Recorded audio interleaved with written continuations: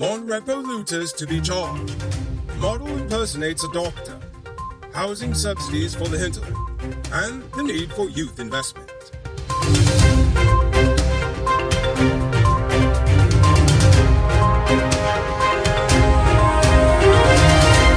I am Enrico Bulford, and this is Uncut News. Do you see news happening? Send us a tip on WhatsApp at 592-659-6151.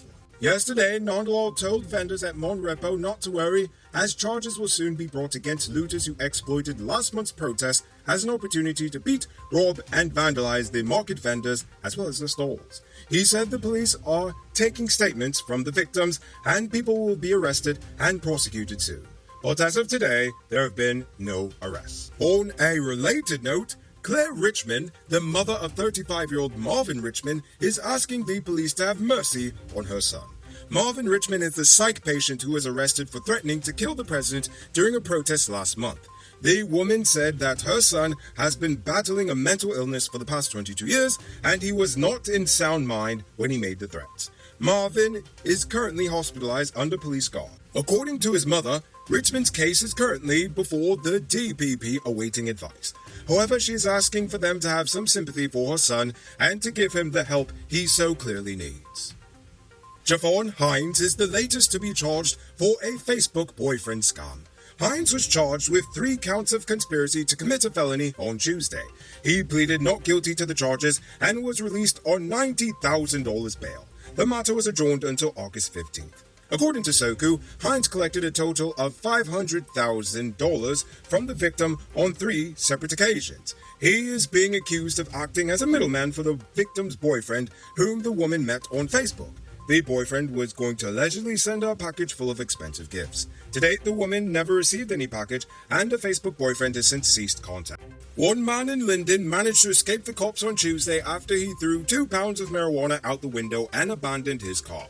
The driver was intercepted by patrol officers at Burnham Drive in Wismar, where he immediately sped off and then tossed the weed before he abandoned the vehicle and then escaped through a nearby alleyway. The police said the car is registered to Aubrey Etienne of Victory Valley, Wismar. He is yet to be found. Now it's time to tell you about Best Buy's Car of the Week. Currently on sale, this is 2016 Suzuki Jimmy Sierra 4-wheel drive. It comes with regular and low-range 4-wheel drive, Bluetooth, mag rims, new tires, TV, CD, stereo, fog lamps, back camera, and much, much more. Buy cash for $3.4 million. Or pay as low as $700,000 down with around $67,000 monthly for 5 years, and it is yours. Call or WhatsApp 662-0844 for more info. Or visit the showrooms at Lot 171 Peter Street, Queenstown, or Lot 2 Lamar Street, and tell them you can send you for this sweet deal. Michael McLennan apologized on social media after the Guyana Cancer Foundation discovered that he lied about being a doctor. In his apology, he said that he is passionate about being a doctor while admitting that he now believes that he took that passion too far by pretending to be a doctor. He started volunteering at the Cancer Foundation a few weeks ago, but they became suspicious after he could not provide his qualifying documents, and several persons have since confirmed that he was not a medical doctor, despite having presenting himself as one for years. The Medical Council of Guyana also stated that he is not registered as a doctor, and the school he claimed to have attended, Texila University, also indicated that he was never a student there.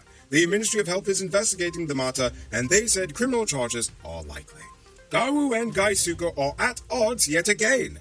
On Tuesday morning, workers at Iflat Estate went on strike, calling on Gaisuko to honor its holiday with pay entitlements for the first crop of 2022. Workers are entitled to such payments in lieu of annual leave, and it is paid at the end of each crop. While there was no first crop for 2022, the union basically said, "That's your problem, not ours," as the employees held up their end of the bargain by showing up for work anyway. They also claimed that Gaisuko promised them one deal only to change their mind at the last minute and offered the payment only to workers who were engaged in planting tasks.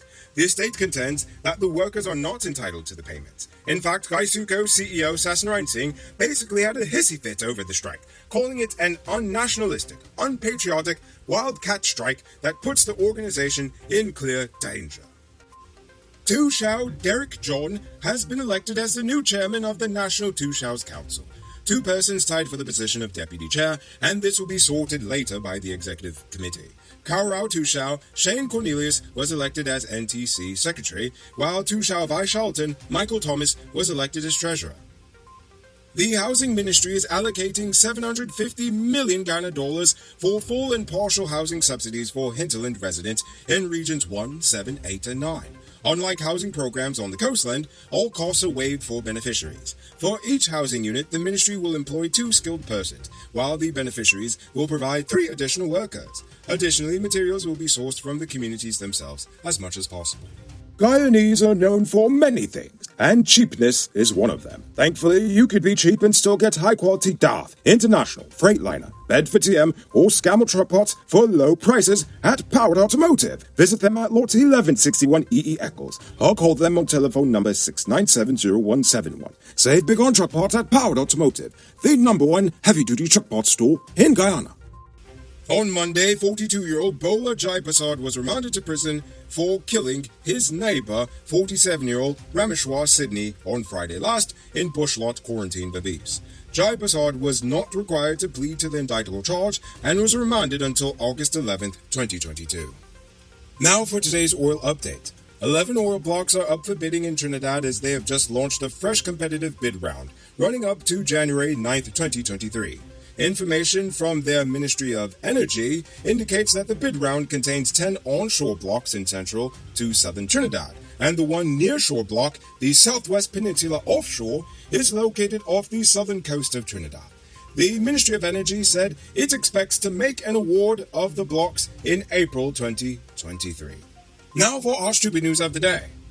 The American Chamber of Commerce and Industry Guyana is organizing a Shark Tank-style pitch event for young entrepreneurs who could win up to 1 million Ghana dollars in funding. Now, on the surface, it seems like a great idea, but it's not so much when you consider the fact that the current business environment is hostile to innovation in any way. It is the definition of dog-eat-dog when it comes to business. Plus, all good entrepreneurs know that their business is their baby. So why would you throw your baby into a Shark Tank for $5,000? I mean, come on. The analogy alone sounds disturbing enough, so that should tell you that something is clearly wrong with this situation. Now, I know I'm being a bit harsh, but honestly, if these people really want to lead innovation in Guyana, instead of pimping out to young people for good PR, the big business people should directly finance and support these good ideas, and then use their clout to push the government to update the intellectual property right laws so people can get adequately compensated for their creative work. Because anything less is pretty stupid. It might not be robbery season, but the streets are still mean. That's why you need to get security for your home and business through Sheriff Security Service. Sheriff Security offers well-trained guards, armed and unarmed patrol, marine patrol, K-9 services. These people even got drones. Why? Because your security is their highest priority. You've seen the rest. Now hire the best. Hire Sheriff Security Service today. Now for our uncut news, Viewers Poll question of the day. Every day we pose a question of current events in Ghana, the region, the diaspora, and how you feel it plays to us. Yesterday I asked if you think the police will actually investigate the money laundering claims, or will it just disappear? The realist one says, I sense a lot of sarcasm in the statement from the president. He's acting like he really cares, but we all know that yes, there will be nothing done as usual. Laura Mipsum agrees. They say it will disappear as usual. It may seem pessimistic, but I think you're correct.